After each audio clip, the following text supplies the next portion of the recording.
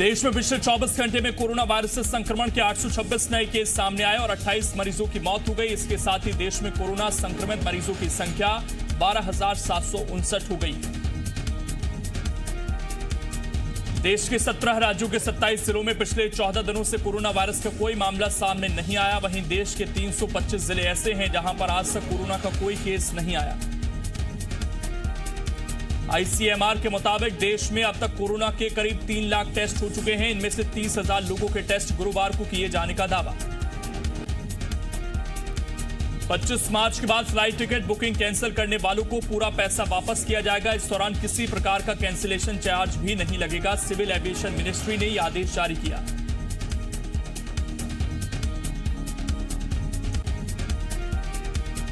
तबलीगी जमात के मुखिया मौलाना साद के खिलाफ परिवर्तन निदेशालय ने भी केस दर्ज किया। मौलाना साद पर हवाला के जरिए पैसों के लेन देन का आरोप है।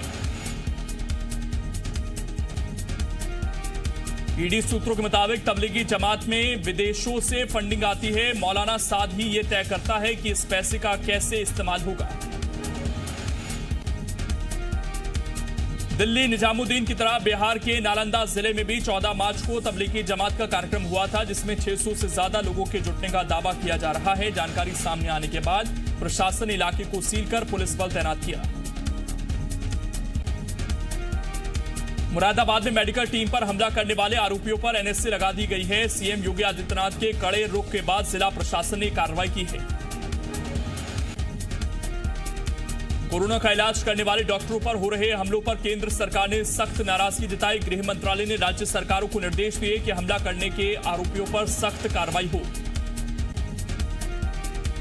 कांग्रेस सांसद राहुल गांधी ने कहा कि लॉकडाउन कोरोना का इलाज नहीं है। लॉकडाउन हटने के बाद फिर से वायरस फैलने लगेगा। दिल्ली में कोरोना संक्रमण के मामले बढ़कर 1640 हो गए हैं। पिछले 24 घंटे में कोरोना के 23 नए मामले सामने आए। दिल्ली में कोरोना से अब तक 38 लोगों की मौत हो चुकी है। महाराष्ट्र में कोरोना पॉजिटिव मरीजों की संख्या बढ़कर 3,202 हो गई है। पिछले 24 घंटे के दौरान राज्य में 286 नए केस सामने आए। राज्य में कोरोना से अब तक 194 लोगों की मौत हो चुकी है। मुंबई में कोरोना पॉजिटिव मरीजों की संख्या बढ़कर 2073 हुई। गुरुवार को कोरोना के 177 नए केस सामने आए। अब तक हो चुकी है 117 लोगों की मौत। केंद्रीय मंत्री मुख्तार अब्बास नकवी ने राज्य वक्फ बोर्ड के साथ गुरुवार को वीडियो कॉन्फ्रेंसिंग की। उन्होंने अपील की कि 24 अप्रैल से शुरू होने वाले रमजान में लोग लॉकडाउन का पालन करें और घरों में नमाज अदा करें। दुनिया में कोरोना से मरने वालों का आंकड़ा 1,42,000 को पार कर गया है। इसके साथ ही कोरोना संक्रमितों की संख्या भी 21 लाख को पार कर गई। अमेरिका में कोरोना संक्रमण से मरने वालों की संख्या 31,000 के पार। कोरोना मरीजों की संख्या भी करीब 6,58,000 पर पहुंची। स्पेन में कोरोना संक्रमितों की संख्या 1,82,000 के पार हुई। अब तक 19,000 से ज्यादा लोगों की मौत, 74,000 लोग हो चुके हैं ठीक। इटली में भी कोरोना का कहर जारी। अब तक 22,000 लोगों की मौत, 1,69,000 लोग कोरोना संक्रमित पाए गए। देश में जारी लॉकडाउन का असर पशु पक्षियों पर भी पड़ा। बेंगलुरु के कनकपुरा में स्थानीय निवासी रुद्रेश जब पांव लेकर पहुंचे तो बंदरों का झुंड पांव पर टूट पड़ा। ऐसा लगा जैसे इन बेजुबानों ने कई दिन से कुछ खाया नहीं।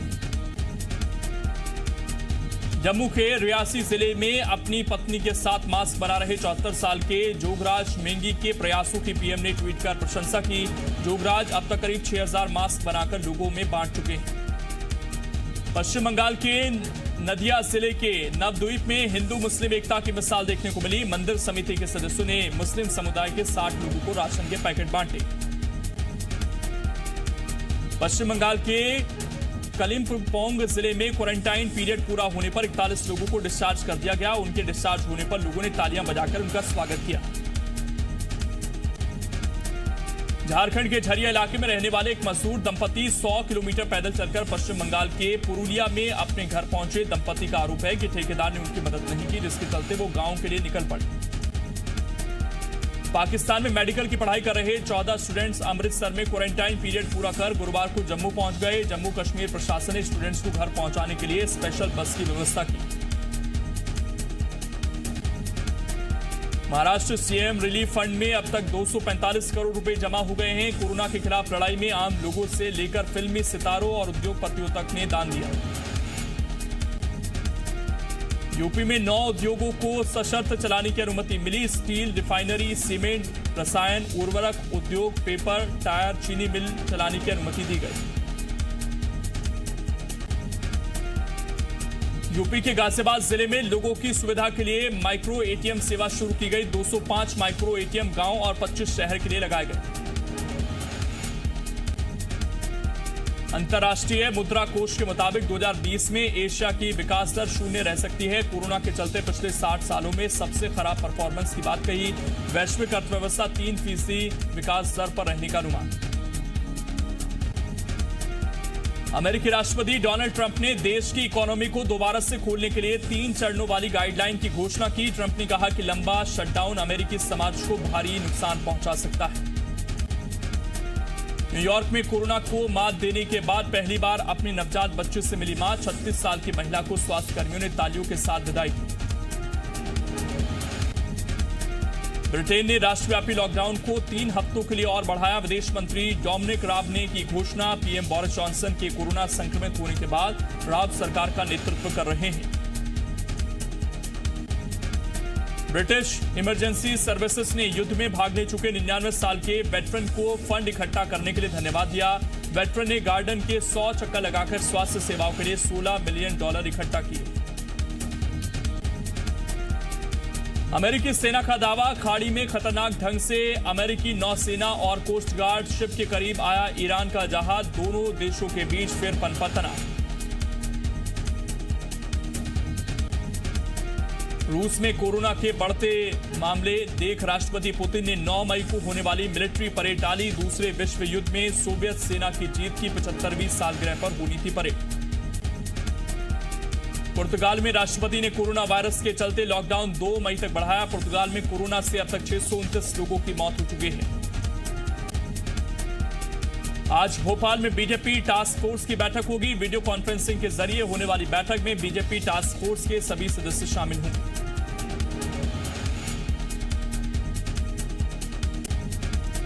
सीएम शिवराज सिंह मंत्रालय से वीडियो कॉन्फ्रेंसिंग के जरिए इस बैठक में शामिल होंगे। बैठक में कोरोना से निपटने को लेकर सरकार के फैसले और प्रदेश भर में उनको अमल में लाने पर चर्चा होगी। सीएम शिवराज सिंह ने प्रदेश के आला अधिकारियों के साथ प्रदेश के हालात पर समीक्षा की। वीडियो कॉन्फ्रेंसिंग के जरिए की गई बैठक में उन्होंने इंदौर सहित प्रदेश के सभी जिलों में identify, isolate, test and treatment की रणनीति पर काम करने के निर्देश दिए। सीएम ने निर्देश दिए कि उचित मूल्य पर राशन बांटने में देरी नहीं होनी चाहिए। अगर दुकान खोलने की स्थिति ना हो तो घर घर जाकर राशन बांटा जाए। सीएम के निर्देश पर सब्जियां और फल बेचने वालों के लिए शहर में व्यवस्था की जाएगी।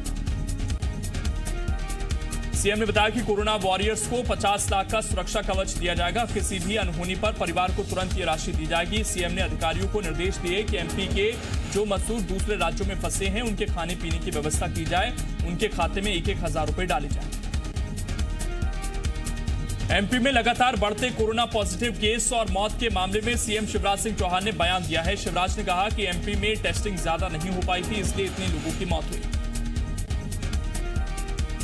केंद्रीय कृषि मंत्री नरेंद्र सिंह तोमर खरीफ की फसल 2020 पर राष्ट्रीय सम्मेलन में शामिल हुए। लॉकडाउन में खरीफ की खेती की तैयारी के बारे में राज्यों के सुझाव और कई मुद्दों पर चर्चा हुई। केंद्रीय मंत्री नरेंद्र सिंह तोमर ने कहा कि सभी राज्यों को खरीफ लक्ष्य हासिल करने और किसानों की आय को दोगुना करने का टारगेट मिशन मोड में रखना चाहिए। कृषि मंत्री ने बताया कि पीएम मोदी ने तय किया है कि गांव, गरीब और किसान इस संकट से परेशान न हो। एमपी में कोरोना को लेकर हालात ठीक रहे तो जल्द ही मंत्रिमंडल का गठन हो सकता है। सूत्रों का दावा है कि मंत्रिमंडल में 6 से 10 सीनियर नेताओं को जगह मिल सकती है। गोपाल भार्गव, नरोत्तम मिश्रा, भूपेंद्र सिंह, रामपाल सिंह, गौरीशंकर बिसेन और मीना सिंह पहले चरण में मंत्री पद की शपथ ले सकते हैं।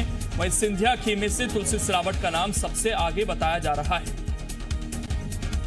छत्तीसगढ़ से राहत भरी खबर है। प्रदेश में कोरोना के मरीज लगातार ठीक हो रहे हैं। अब सिर्फ 10 ही मरीज भर्ती हैं जिनका इलाज चल रहा है। 23 मरीज अब तक ठीक हो चुके हैं। ठीक हुए सभी मरीजों को होम क्वारंटाइन में रहने को कहा गया है। अब तक प्रदेश में 33 कोरोना पॉजिटिव मरीज सामने आए, जिसमें सबसे ज्यादा कोरबा से हैं। रायपुर में कल शाम 5 बजे से 72 घंटों के लिए टोटल लॉकडाउन लगा दिया गया है।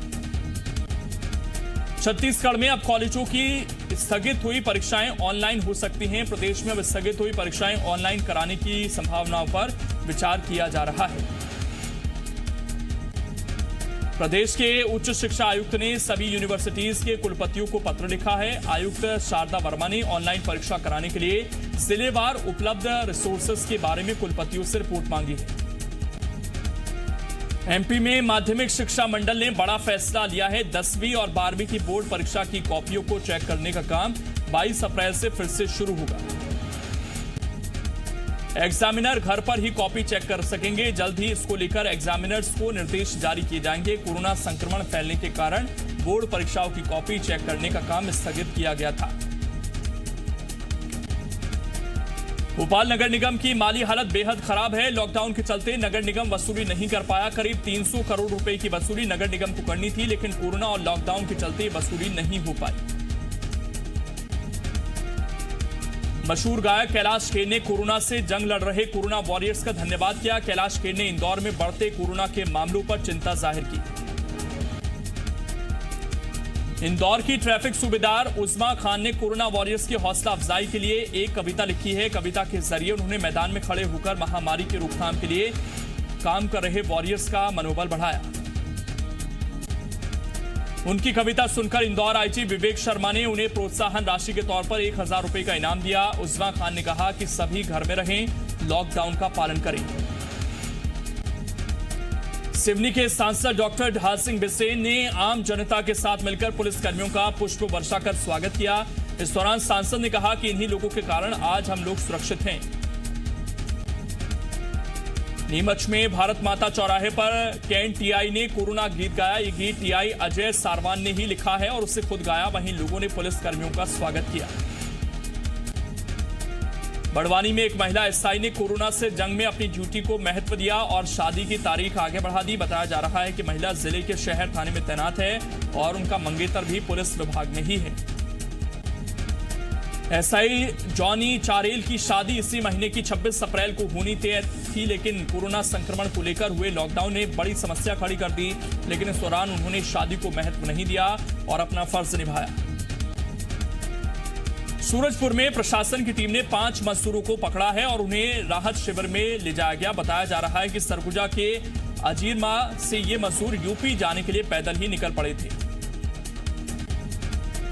सूरजपुर के जरही में भूख लगने पर वो खाने की तलाश कर रहे थे, तभी प्रशासन को इस बात की खबर लगी और इन मजदूरों के राहत शिविर में रहने और खाने की व्यवस्था की गई।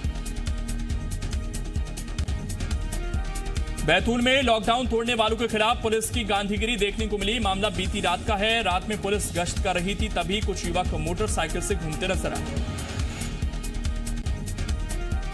पुलिस ने जब इनसे पूछताछ की तो युवकों का कहना था कि घर में बैठे बैठे मोटे हो रहे हैं, सेहत बनाने के लिए निकले हैं।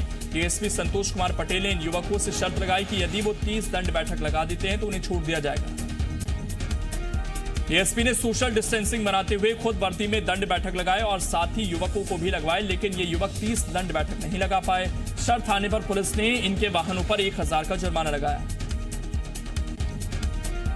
भोपाल में अपनी सर्विस पिस्टल से खुद को गोली मारने वाले आरक्षक चेतन सिंह ठाकुर की हालत खतरे से बाहर। एक निजी अस्पताल में आरक्षक चेतन सिंह का इलाज जारी। एएसपी रजत सकलेचा ने बताया कि सिपाही की हालत अब खतरे से बाहर है। उन्होंने कहा कि गोली मारने के कारण का पता लगाने के लिए सिपाही के स्वस्थ होते ही बयान दर्ज किए जाएंगे। डिंडौरी में बैगा आदिवासी अपनी सामान्य जिंदगी जी रहे हैं। वो कोरोना महामारी से एकदम बेपरवाह हैं। उन्हें इसकी कोई खबर भी नहीं। हालांकि उन्हें यह पता है कि देश की केंद्र सरकार ने उन्हें घरों में रहने के लिए कहा है। डिंडौरी जिला मुख्यालय से करीब 40 किलोमीटर दूर मोहतरा ग्राम पंचायत के पास जंगलों में बैगान टोला में करीब 40 बैगा आदिवासियों का परिवार रहता है। ये आदिवासी परिवार रोजमर्रा की तरह अपना काम कर रहे हैं। इंदौर के हीरानगर जोन नंबर 17 में उस वक्त हड़कंप मच गया जब वहां कुछ लोगों ने सड़क पर नोट पड़े हुए देखे। नोट 100, 200 और 500 रुपए के थे। लोगों ने फौरन इसकी खबर पुलिस को दी, जिसके बाद पुलिस मौके पर पहुंची और नोट को सैनिटाइज कर जब्त कर लिया। खाती समाज की धर्मशाला के ठीक सामने पड़े नोटों के बारे में वहां के लोगों का आरोप है कि ये नोट गिरे नहीं हैं बल्कि गिराए गए हैं। अब पुलिस मामले की जांच में जुटी है। श्योपुर में विजयपुर जनपद पंचायत के सीईओ की गाड़ी से पुलिस ने 1,90,000 रुपए बरामद किए। रुपयों की सही जानकारी न दे पाने पर जनपद पंचायत सीईओ अरविंद शर्मा और गाड़ी में बैठे 3 पंचायत सचिवों को हिरासत में लिया गया। इंदौर कलेक्टर ने मेडिक्लेम सेटल करने में देरी करने वाली कंपनियों को कड़ी फटकार लगाई। साथ ही 2 घंटे में क्लेम सेटल नहीं करने पर कानूनी कार्रवाई करने की बात कही। कलेक्टर मनीष सिंह ने बताया कि प्राइवेट कंपनियों के खिलाफ लगातार शिकायतें मिल रही थी, इसलिए उनके प्रतिनिधियों से चर्चा कर उन्हें सख्त दिशा निर्देश दिए गए। अगर 2 घंटे में वो क्लेम सेटल नहीं करते हैं तो उनके खिलाफ कानूनी कार्रवाई की जाएगी। रीवा के जेडीसी कॉलेज की प्राध्यापक रश्मि आर्नल्ड पर पुलिस ने मामला दर्ज किया है। रश्मि पर आरोप है कि उन्होंने विदेशी नागरिक के आने की जानकारी छुपाई और उसका परीक्षण भी नहीं कराया था। आरोप है कि रश्मि आर्नल्ड का एक रिश्तेदार अफगानिस्तान से 15 मार्च को आया था, जो उनके घर पर रुका था, लेकिन उसकी जानकारी ना तो थाने में दी गई और ना ही उसका स्वास्थ्य परीक्षण कराया गया। धमतरी के कुरूद में बैंक कर्मचारी के खिलाफ जानकारी छिपाने के आरोप में एफआईआर दर्ज की गई। आरोप है कि 7 अप्रैल को बैंक कर्मचारी कोरबा के कटघोरा गया था, लौटने के बाद सूचना नहीं दी। ग्वालियर में नाबालिग छात्रा से रेप के आरोपी को पुलिस ने गिरफ्तार कर लिया है। बताया जा रहा है कि आरोपी ने नाबालिग को बरगलाकर उसके साथ रेप की वारदात को अंजाम दिया। आरोपी शहर के हजीरा चौराहे पर स्थित लेवल 3 बार में वेटर का काम करता है। आरोपी ने अपने घर के पास रहने वाली एक छात्रा से शादी का वादा कर उसके साथ रेप किया। छात्रा के मुताबिक आरोपी ने उसे जान से मारने की धमकी भी दी थी। मुंगेली में शराब तस्करी के मामले में डीजीपी अवस्थी ने तीनों आरोपी कांस्टेबलों को निलंबित करने का आदेश दिया। पुलिस ने शराब तस्करी के मामले में 2 आरोपियों को गिरफ्तार किया, जबकि 2 आरोपियों की तलाश जारी है। पुलिस ने लोरमी इलाके की खुड़िया चौकी के पास जंगल में नाकाबंदी कर अवैध शराब के साथ 4 आरोपियों को पकड़ा था, लेकिन 2 आरोपी मौके से फरार हो गए। मामले में चौंकाने वाली बात यह है कि पकड़े गए आरोपियों में 3 पुलिस कांस्टेबल और एक कांग्रेसी नेता शामिल है।